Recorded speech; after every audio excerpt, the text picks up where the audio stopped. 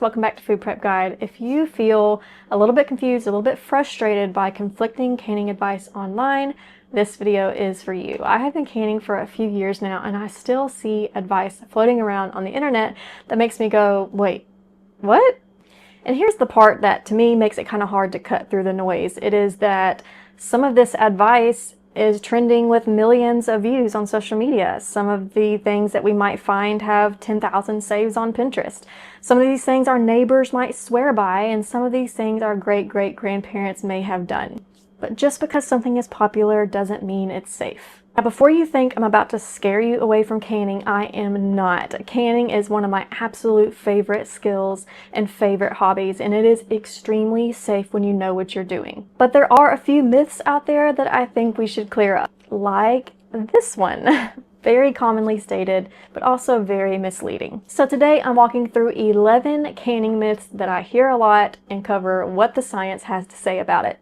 Not to be bossy or act like I know it all, because I absolutely do not, but I am a researcher at heart. So I just want to share my experience to help you learn how to can safely with confidence. Let's jump right into it. Let's start with one I see pop up every so often, and that's oven canning.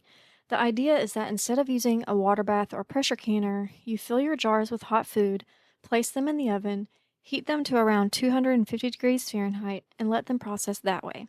And honestly, I get why people try it. It would be pretty convenient, but here's what happens. Dry heat from an oven doesn't penetrate food evenly or thoroughly enough to kill harmful bacteria and spores. It heats the outside of the jar faster than the inside, which means the center of your food might not reach a safe temperature at all.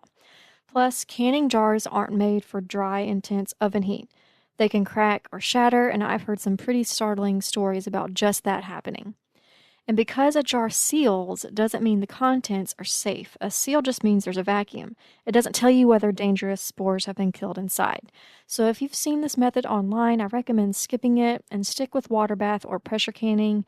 They are tested, reliable, and proven safe. Okay, myth number 2. All tomatoes are highly acidic, and this one comes up a lot, especially with people who are new to canning. Tomatoes are acidic, so I can just water bath them as is, right? I don't need to add anything. I used to think the same thing because that used to be how it was. But it turns out that today, in our culture of mono-farming and soil depletion, not all tomatoes are created equal when it comes to acidity. For something to be safely water bath canned, it needs to have a pH value that's numerically below 4.6.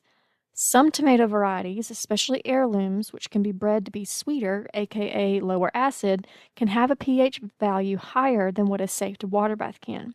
That's why most tested recipes will tell you to add lemon juice or citric acid to your tomatoes before canning. It's not about flavor. It's a safety buffer to make sure the acidity is where it needs to be.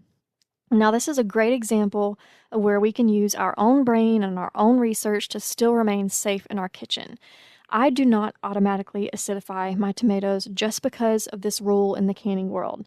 And why? Because I use pH strips to show me the invisible. Before I load any kind of tomato products into jars, I test with the pH strip to see exactly what the acidity is and to verify that it's safe for water bath canning. If it's in the 3 to 4 pH range, I don't add acidifiers. But if you don't use a pH test, you don't have that confidence, and it's better to safely acidify than to be sorry. Okay, next is myth number 3. Home canning is super risky and you'll probably get botulism. Some people are genuinely afraid to start canning because they've heard it's really dangerous. I'm raising my hand right now. I was one of those people many years ago. I thought, isn't botulism common with home canning? Should I even bother trying? I don't want one of my hobbies to hurt my family. But here's the good news. Modern canning is very, very safe when you follow tested, proven safe guidelines. Organizations like the National Center for Home Food Preservation has done all the testing for us, and books like the Ball Complete Book of Home Preserving gives you clear step-by-step instructions that, when followed, will prevent botulism. And while botulism is indeed serious, the rates have dropped dramatically since safe canning practices became widespread. Before 1950, there were 3,000 to 4,000 cases per year on average. Now, about 100 cases per year, and many of those, if not most, are cases of infant botulism caused by formula, not home canning. So if you've been nervous about canning, don't let fear stop you. Just use trusted resources, follow the steps, and you'll be fine. Method number 4 is open kettle canning is safe. This next one is an older method, but it still gets mentioned sometimes.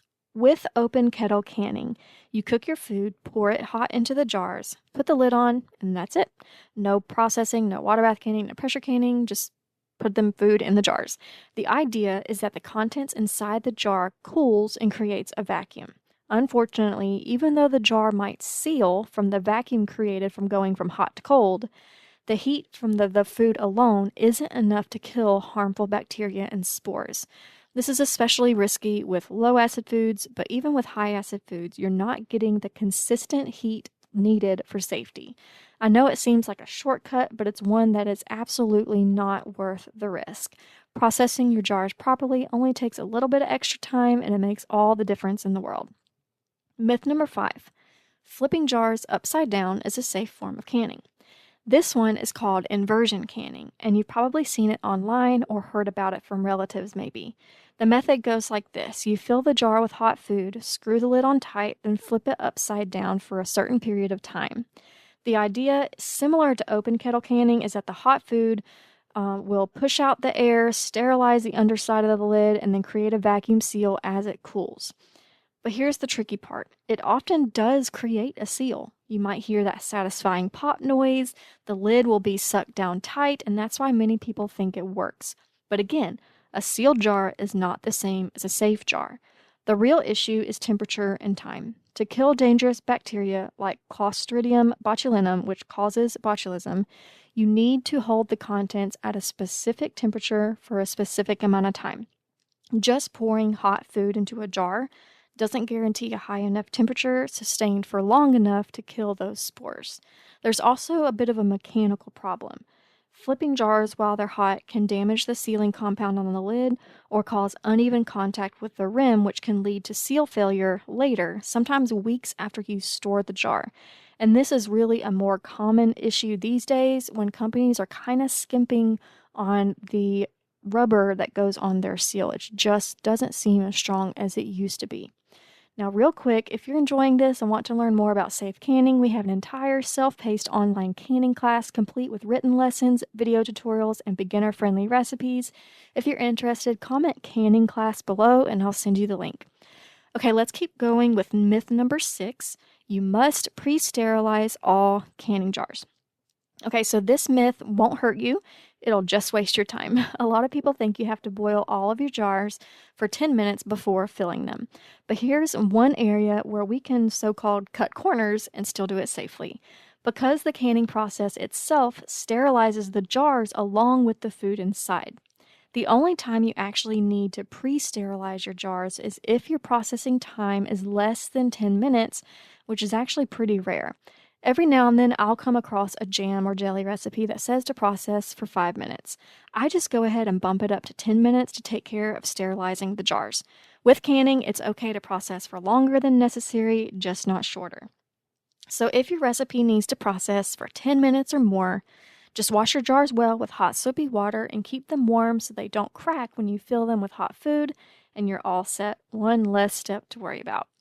Okay, myth number 7, you can safely can bread or cake in jars. Now this one has been trending for a while and I've gotten questions about it. People are baking things like banana bread, zucchini bread, chocolate cake. They're doing it inside the mason jars and then baking them in the oven, sealing them up, and saying they're shelf stable for months. It looks super cute too, and I kind of wish it worked. But the issue is that quick breads and cakes are low acid and high moisture. When you seal them in a jar, you create an environment that's perfect for harmful bacteria to grow. Baking alone doesn't kill the spores that lead to botulism, and there's no tested, proven safe method for canning these types of foods. Okay, method number 8, it's fine to store canned jars with the rings on. This one surprised me when I first learned about it. You think leaving the rings on would help protect the seal, right? But actually leaving the rings on can hide a problem. Now hear me out. I'm going to tell you why this can be problematic first, but then again, we're going to use our own knowledge and our own research to present an alternative that still uses the rings. So if a jar loses its seal while sitting on your shelf, the ring can hold the lid in place anyway, so you might not notice that the food inside has spoiled, especially if you had any siphoning or if the contents are sticky like jams and jellies, which can get on the underside of the lid and make even a failed seal still kind of stick, so to speak. But that's not the worst issue here. If the contents start to ferment and gases build up, the ring holds the lid down, trapping the pressure inside. And in extreme cases, the jar can actually explode. I have seen the pictures, it's real. So once your jars have cooled and sealed, best practice is to remove the rings, wash them, and store them separately. That way, if the seal ever fails, you'll know right away and you eliminate the risk of fermented gassing causing explosions in your pantry. Now, with all that said, doesn't it check off all the boxes if we simply set the ring very loosely on top of the jar, like not screwed down tightly at all? And the answer is yes. As long as your ring isn't at risk of holding down a bad seal, it's okay to just set them loosely on top. Someone might want to do this if space is extremely tight and they don't have anywhere else to store their rings. Okay, myth number 9. The date on canned food means it's unsafe after that date. Let's switch gears for just a second and talk about commercially canned foods, but I'm going to address some mason jars too. You know those Best By or use by dates stamped on cans? A lot of people think that once that date passes, the food is no good. But actually, those dates are more about quality than safety. Commercially canned food is shelf stable for years and years as long as the can isn't dented near like a seam, bulging, leaking, or rusted. I mean, obviously we need to use common sense here, but just because the date is printed on a can doesn't mean it spoils on that date. The canning process used by commercial manufacturers kills all the dangerous microorganisms, so the food stays safe for a really long time. And for home canning, you've probably seen that best within 18 months guideline printed on ball and cur jar case, like the cases of the jars when you go to purchase them from the store. That's more of a legal safety net for the company, not a hard and fast rule. If you followed proper canning methods and stored your jars in a cool, dark place, they should last a lot longer than 18 months. Quality might start to decline after a couple of years, mostly regarding like the color of the contents, but they're still safe as long as all other safety indicators are good. You know, like how it looks, how it smells, and you know you followed all safety precautions when canning it in the first place.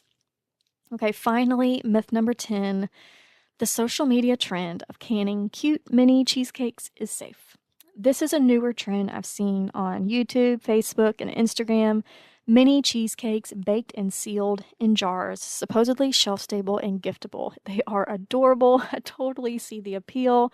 But cheesecake is dairy-based, low-acid, high-moisture food, and there's no tested method for safely canning it. Sealing it in a jar doesn't make it shelf-stable. It just creates the perfect environment for bacteria to grow. So if you want to make cheesecake in jars, absolutely do it. They do make great gifts. Just store them in the fridge and make sure that the people you gift them to know to store them in the fridge and enjoy within a few days. All right, friends, I hope this was helpful and didn't come across as preachy. I just really want you to feel confident in your canning and know that you're doing it safely. There is too much fear out there, but you can bust through that fear with knowledge. Canning is such a rewarding skill, and when you use tested methods, it is totally safe and absolutely worth doing. And if you want information on that canning class I mentioned earlier, just drop a comment that says canning class, and I'll send you the link. That's all for today. We'll see you next time. Bye.